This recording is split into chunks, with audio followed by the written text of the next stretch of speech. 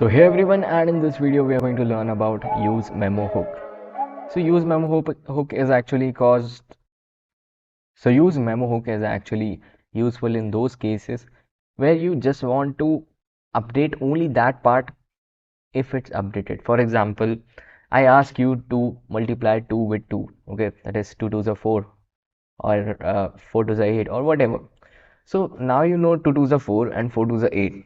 So if next time I ask you the same thing, you have memorized it, right? You have memorized it. You don't just take pen and paper and do things. Okay? You have memorized those things. Similarly, in React.js we have use memo. So if you give it a new number, it would make some calculation. But if you give an old number which you have already asked before, old calculation or old stuff, old data, then it won't recalculate. It would just take the data from its memory. Okay, so it would memorize things and then it would give the response. So it's very great to use memo hook. And whenever you load the page, obviously when you would be refreshing the page, then it won't be using the use memo, it would be recalling the data. But suppose if you don't reload the page and you just want to get different data, if the data is same, it would be using use memo to get the data. Okay, but once you restart your browser, obviously the memory would be gone. If everything would be stored in a memory, so your browser would be loaded with a lot data, and that's not good. So it's kind of a cache. Okay, you can just say it's kind of a cache which is erased until you close the browser. Okay, so when you close the browser, so it would be erased. Okay, it would be erased.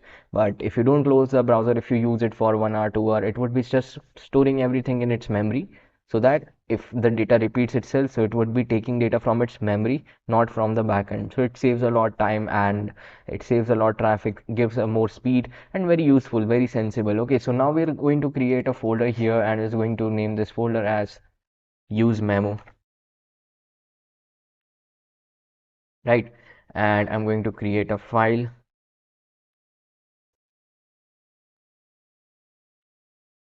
Here I'm going to write arrayfce, and in app.js I am going to use memo, right? So let's write use memo example, and I want to just simply write a few things here. So first of all, let's see how it exactly looks. So you can see that, yeah, this was my page. And now here I want to say, suppose we have a component which gives some kind of response. Okay, so here I would just say, for example, this was the component. I would just create a variable named as count, and it would be updated with use effect. Okay, so count and state is 0. So you can either write it as react.useState, or you can write it like this, or you have to import it like this. Okay, so that's how you can write, or else you can write react.useState. Both methods work properly. Okay, so now we have simply imported useState and we are using it. Initial value of count is now 0, and it's for you updating. I hope you have watched my previous videos on these.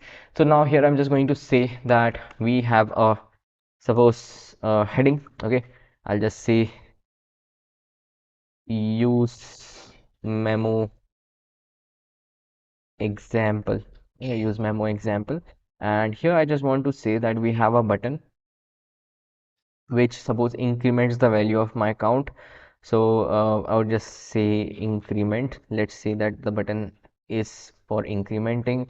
So either you can just write here function as it is, or you can create a function above and then you can call that function inside, whatever you want.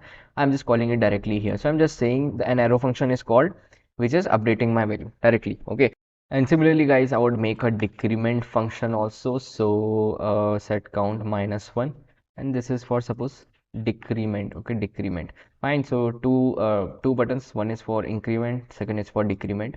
Now you know that you're incrementing some value and decrementing some value, and let's create a component also. Either you can create a component in some separate file, or I'm going to create a component here itself only. So I can actually say that, for example, above this or anywhere, you can just create a function, okay, or a component. So I'll just say const my component. Okay, any name, you can give it any name. I'm just creating a component here itself, and I'm just saying that it's returning what, and it's actually returning us a division, my component. And suppose I'm going to use it here. Let's see first of all if it's working properly or not. I'm just using it here, so you can see, yes, I'm getting the component. That means it's working properly. Now here also I can write something, and I'm using this component inside this component. Okay, so now here I'm just saying that we want to get the value of count. Okay, we want to get the value of count. Suppose I would just name it as number, and I would just say that we are sending number, whatever is the number. What's the number? So you're just saying your count would be sent as a number, right? Your count would be sent as a number. Suppose here initially, to just check, I would just show my number. So I've just transferred count from here as this value, as variable name number, to here. Okay, so that's how you can get it. So you can see that that's how I'm getting it. If I increment, you can see I'm able to update this, decrement, update, decrement. Okay, so you can see that's how it actually works.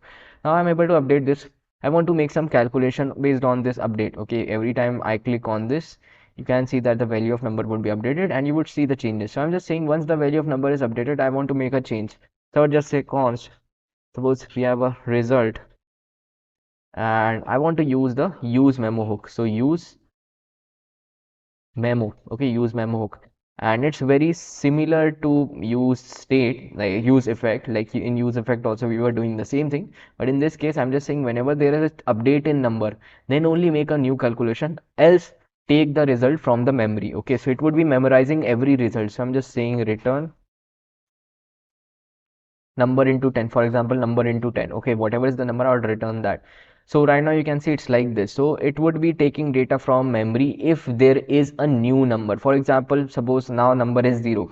If I make number as 2, it would be giving me 20. If I make number as 3, it would be recalculated and giving me 30. But if I again decrement and make it again 2, now what it would do is it would just take data from its memory. That is, it has memorized the previous results and it would be taking result from that. Okay, so now have we understood this? So that's how you can get this. Now if you got the result, what you can do is you can just show your result also.